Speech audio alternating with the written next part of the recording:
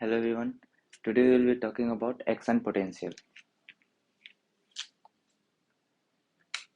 जैसा कि हम जानते हैं कि हम लिविंग ऑर्गेनिज्म के सेल्स की एक स्पेसिफिक फीचर्स होता है कि जो हमारा सेल है वो हमारे इन्वायरमेंट में जितने भी चेंजेज होते हैं उसके अगेंस्ट हम रिस्पॉन्सिव होते हैं। ओके, तो जो रिस्पॉन्स होता है उसको हम एक्साइटेबिलिटी, एक प्रॉपर्टी होती है उसे हम एक्साइटेबिलिटी बोलते हैं। Excitability excitability is response to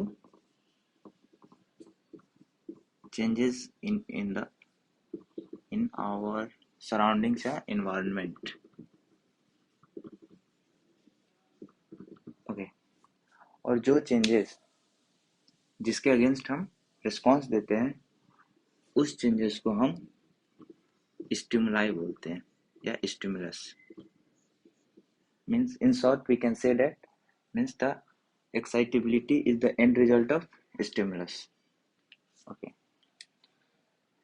अगर हम एक्शन पोटेंशियल की बात कर रहे हैं तो जो स्टिमुलस टर्म में अगर हम एक्शन पोटेंशियल को देखें, एक्शन पोटेंशियल को अगर हम डिफाइन करें तो ये होता है rapid change in membrane potential.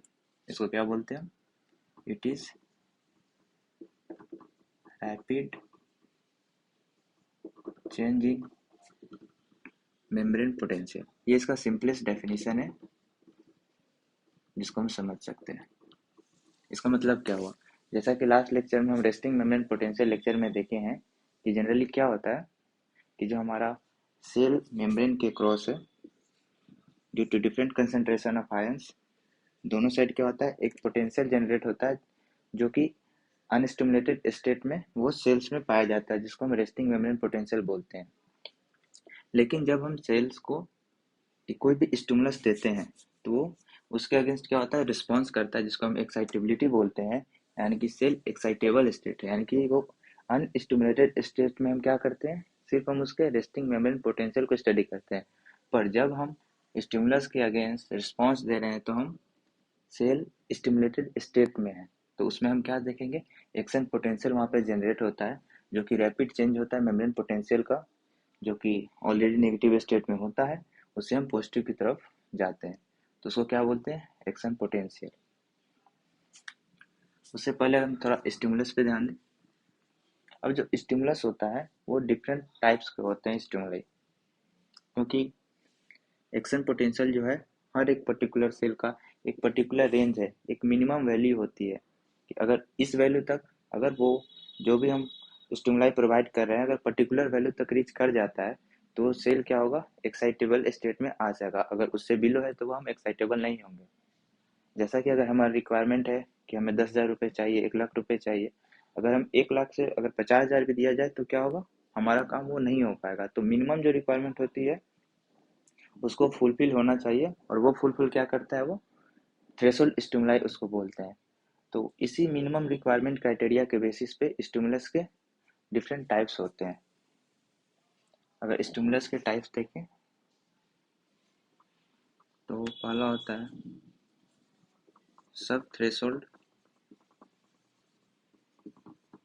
Stimulus. इसको हम ग्राफ के जरिए समझते हैं।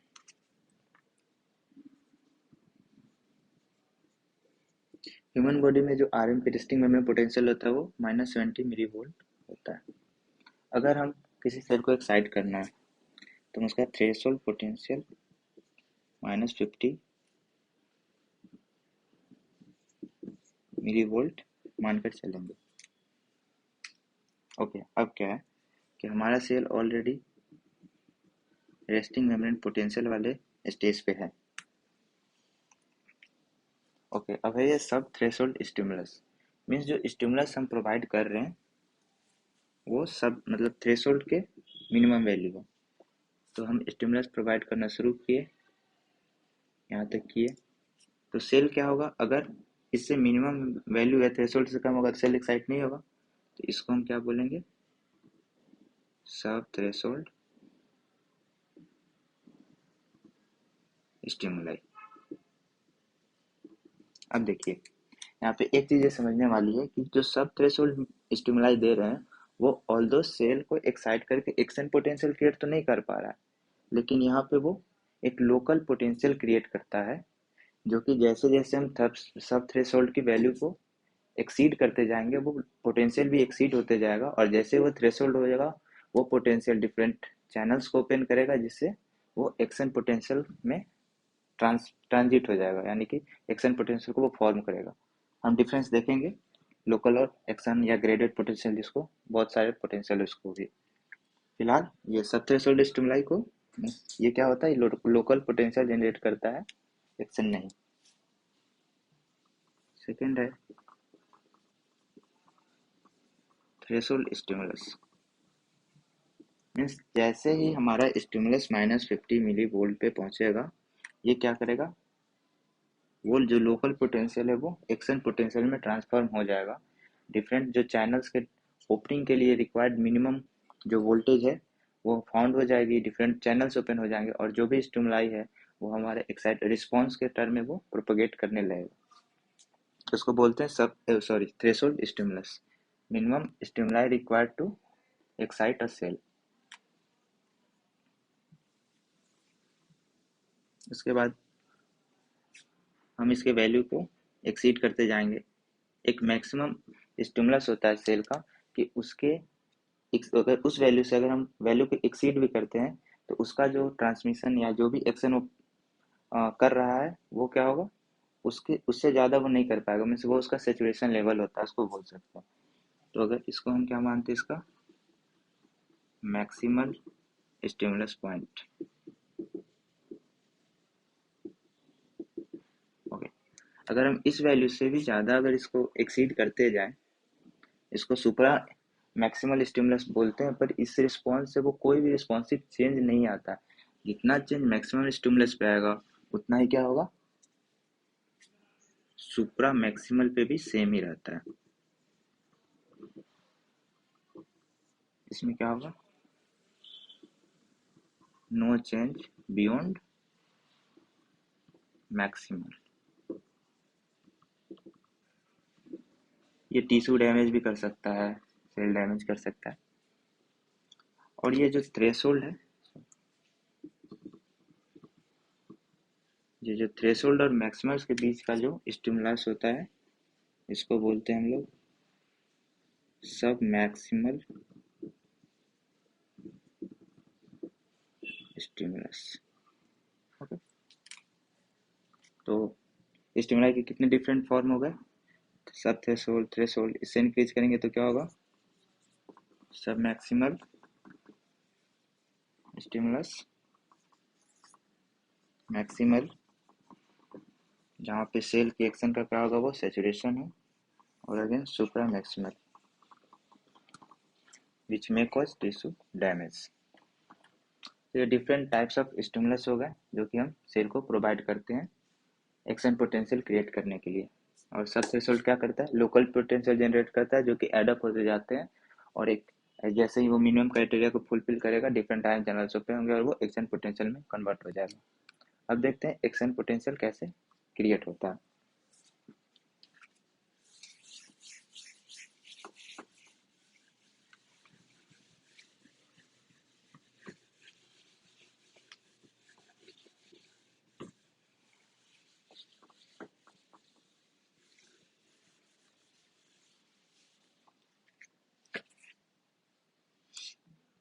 अब एक्शन पोटेंशियल क्रिएट कर रहे हैं, यानी कि हम क्या है, वहाँ पे हम थ्रेशोल्ड स्टिमुलस को फाइंड, वहाँ तक पहुँच चुके हैं ऑलरेडी, थ्रेशोल्ड स्टिमुलस दिया जा चुका है।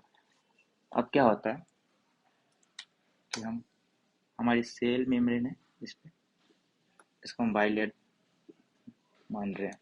ओके,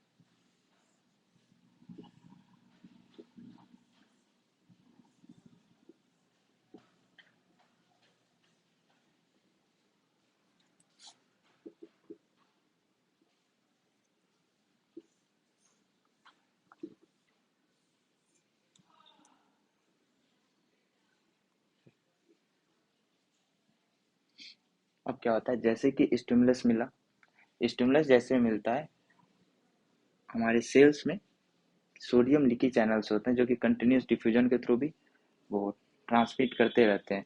तो क्या जितना स्टिमुलस का स्ट्रेंथ ज़्यादा होगा उतने ज़्यादा सोडियम क्या होते हैं वो सेल्स के अंदर पंप होते हैं।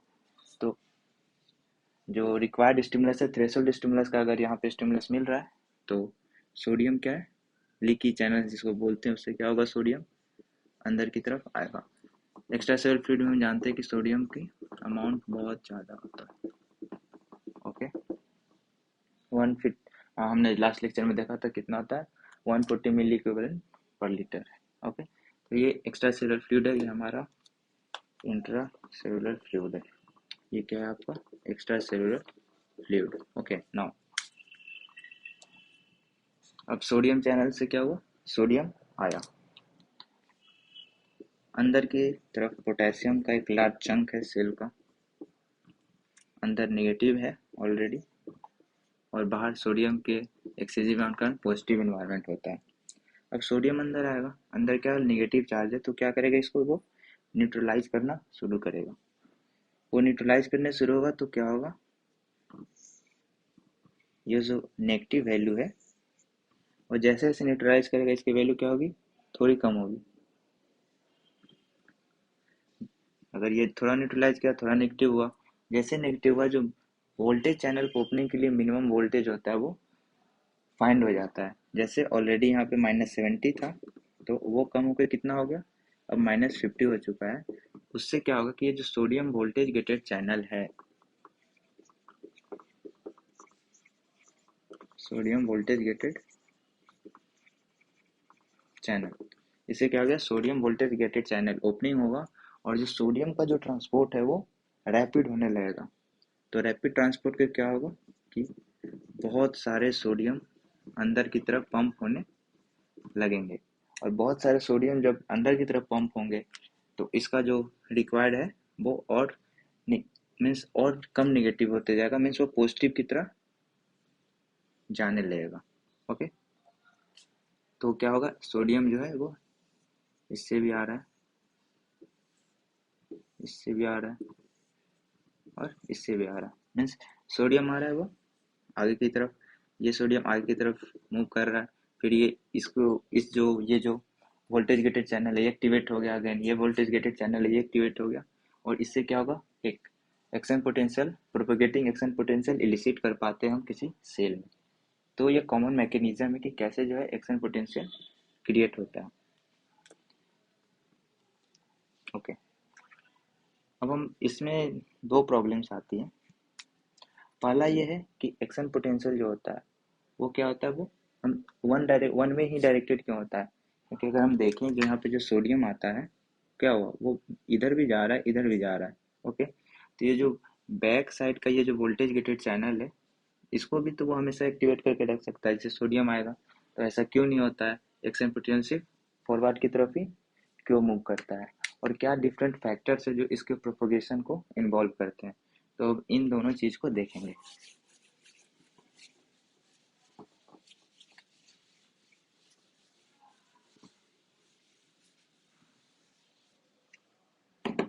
ओके पहले हम देख लेते हैं factors affecting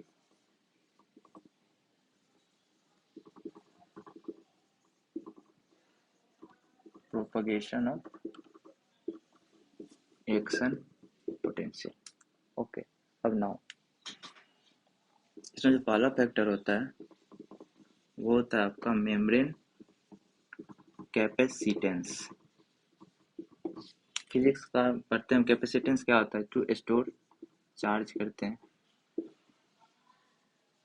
similar fashion similar fashion में क्या होगा कि जिस भी मेम्ब्रेन की कैपेसिटेंस जितना ज़्यादा होगी वो क्या होगा जैसे ये मेम्ब्रेन है हमारा अगर इसका कैपेसिटेंस ज़्यादा है तो जो भी सोडियम चार्ज आएगा वो पर्टिकुलर जगह पे क्या होगा उसको स्टोर कर लेगा। अगर स्टोर कर लिया तो आगे की तरफ मूव नहीं कर पाएगा तो वो अगले नेक्स्ट जो वोल्टेज गेटेड चैनल है वो उसको ओपन नहीं कर पाएगा। ओके तो क्या होगा मेम्ब्रेन कैपेसिटेंस अगर कम है लो है तो वो प्रोपोगेशन के लिए बेटर है।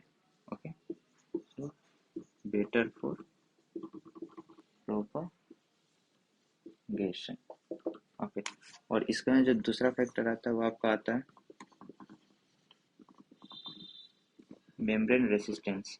अगेन रेसिस्टेंस क्या होता है, एक हिंड्रेंस होता है। तो मेम्ब्रेन का रेसिस्टेंस अगर कम करना है एक्शन पोटेंशियल को प्रोपगेशन में, तो एक्शन पोटेंशियल जब इलिसिट करता है तो वो प्रोपगेट किससे करता है, वोल्टेज गेटेड चैनल्स की मदद से करता है। तो क्या होगा कि अगर मेम्ब्रेन में नंबर ऑफ जो आयन चैनल्स है अगर उसका अमाउंट कम होगा यानी कि एक्शन पोटेंशियल कम प्रोपगेट करेगा, यानी कि अगर it is number of ion channels, okay. Now अगर ये लो इन नंबर है क्या होगा, तो लेस सोडियम आयन आ पाएंगे, लो सोडियम आयन ट्रांसपोर्टेड, अगर वो आएंगे तो एक्शन पोटेंशियल प्रोपगेशन क्या होगा,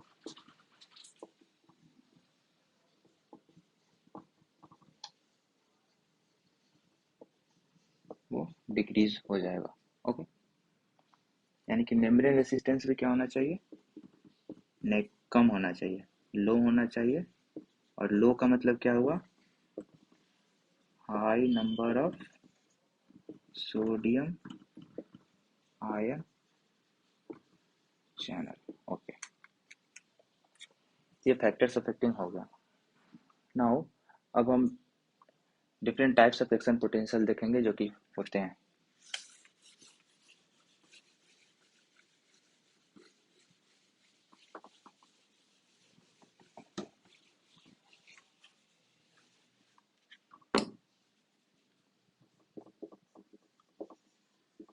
types of action potential,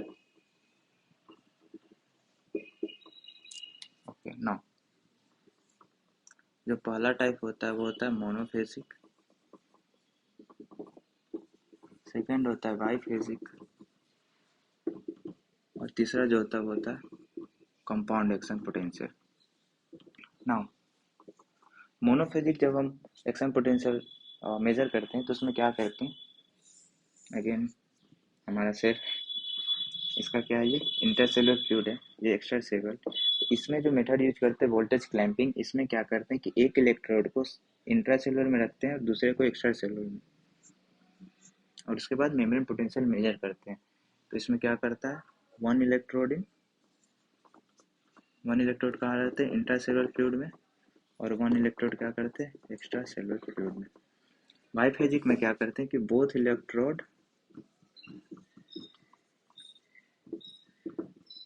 either in intra और एक्स्ट्रा सेलुलर फ्लूइड, ओके। और कंपाउंड में क्या करते हैं कि हम एक लार्ज चंक या नर्व फाइबर्स का क्या करते हैं, हम एक साथ पोटेंशियल मेजर करते हैं, उसको हम कंपाउंड एक्शन पोटेंशियल बोलते हैं। तो इसमें क्या करते हैं, large number of nerve fibre का एक साथ हम काइंड करते हैं, फिर अगेन सबके अलग अलग ग्राफ होते हैं।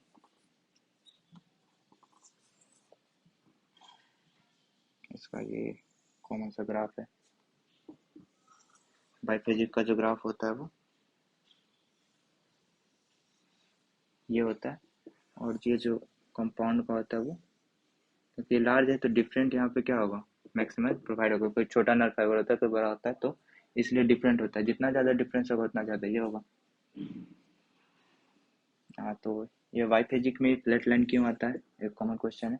तो ऐसा इसलिए होगा कि जैसे सोडियम आया, ओके, बाइफेजिक है, दोनों एक ही जगह रखे हुए, इंटरसेलुलर मानते हैं, तो सोडियम यहाँ को न्यूट्रलाइज करते जाएगा, पॉजिटिव हुआ तो कम पॉजिटिव, यहाँ पे कम पॉजिटिव, बीच में क्या होगा, जीरो होगा, यहाँ पे सोडियम नहीं पहुँच पाया तो ये नेगेटिव नेगेटिव नेगेटिव, इसीलिए क्या होगा, बीच में फ्लैट लाइन होता है, इसको बोलते हैं हम आइसोइलेक्ट्रिक पॉइंट ऑन ग्राफ।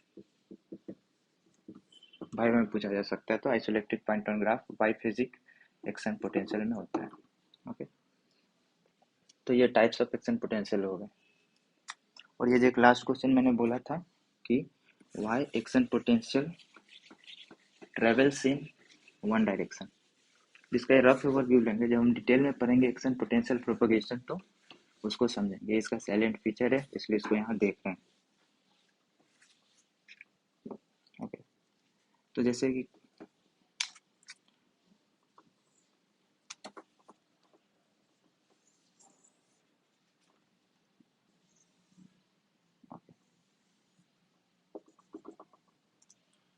हमारा सेल क्या है, ऑलरेडी नेगेटिव और पॉजिटिव का डिफरेंस मेम्ब्रेन का अगेंस्ट ग्रेडियंट क्रिएटेड है, यानी कि already we are in polarized state. उसके बाद हम क्या कहाँ जाते हैं, ये आपका डीपोलराइज्ड है और ये आपका क्या है, रिपोलराइज्ड स्टेट, और क्या है, हाइपर पोलराइजेशन। ओके, और जनरली क्या होता है कि वोल्टेज गेटेड चैनल जो होते हैं उसके डिफरेंट स्टेट्स होते हैं। जैसे ये जो चैनल है हमारा, सोडियम का जो चैनल होता है, ओके, इसके डिफरेंट स्टेट है। इसमें क्या हो, गेट लगे हुए थे, ओके। तो ये गेट क्या है, अभी ओपन है, ये इसका ओपन स्टेट है। इसमें क्या होगा, सोडियम जा सकता है,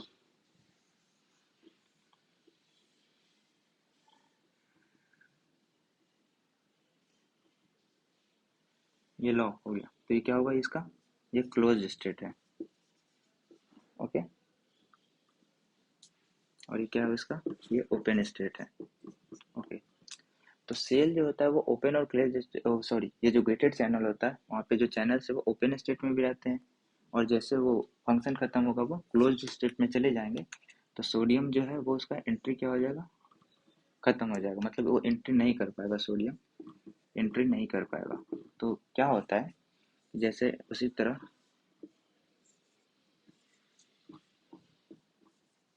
ओके, तो ये जो गेट जो होते हैं इनका कॉन्फ़िगरेशन ओपन होना बहुत जरूरी है। अगर ये क्लोज स्टेट में आ गया तो अगेन इनका जो कॉन्फ़िगरेशन होता है ओपन का, ओके,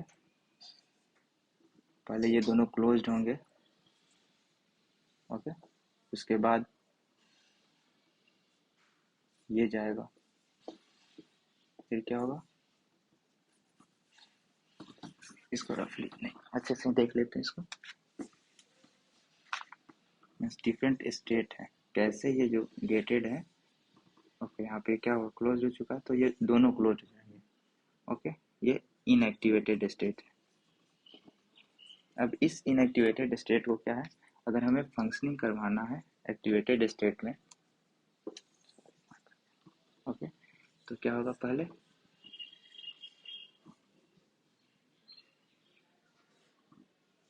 इस स्टेट में जाएगा, फिर ये यहाँ पे दोनों ओपन होंगे, ओके।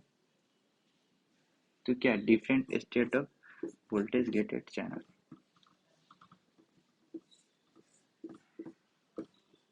ओके। ये डिफरेंट 5 स्टेट है, जो यहाँ पे ये ओपन स्टेट है, ये क्या है, इंटरमीडिएट स्टेट है, इंटरमीडिएट। तो ये जो जितने भी गेटेड चैनल्स होते हैं उनका ये डिफरेंट स्टेट से जाते हैं। तो सेल जब भी यहाँ पे मैक्सिमम है ओपन हो चुका है, उसके बाद जब वो क्लोज होने जाता है, तो अगर वो इनएक्टिवेटेड स्टेट में चला गया तो कुछ देर बाद ही वो ओपन स्टेट में जाएगा, ओके। तो इतने पीरियड को हम क्या बोलते हैं, रिफ्रैक्टिव पीरियड बोलते हैं। रिफ्रैक्टिव पीरियड ये है कि वहाँ पे एक ऐसा पीरियड ऑफ टाइम कि जब हम स्टिमुलस प्रोवाइड भी करें तो गेट ओपन ना हो, ओके, तो उसको बोलते हैं हम रिफ्रैक्टिव पीरियड।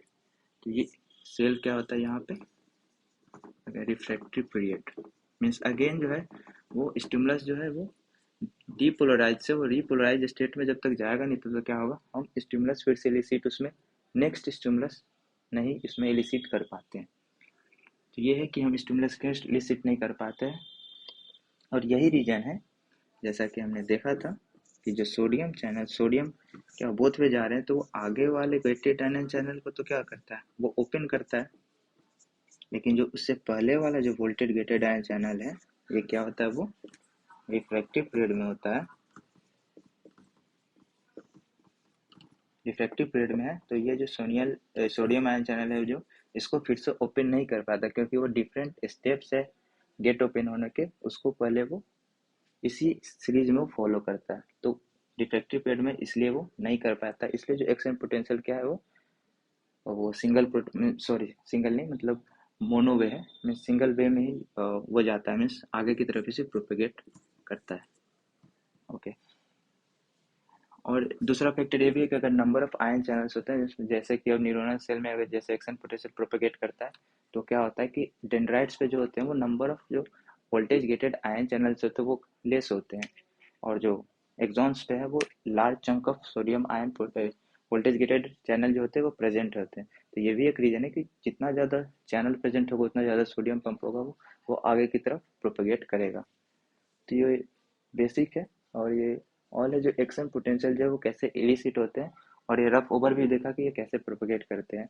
डिटेल में भी देखेंगे इसका हर एक डिपोलाइजेशन स्टेट, इसमें कौन से चैनल ओपन होते हैं, कौन से चैनल क्लोज होते हैं। हाँ, that's all from this lecture. Thank you.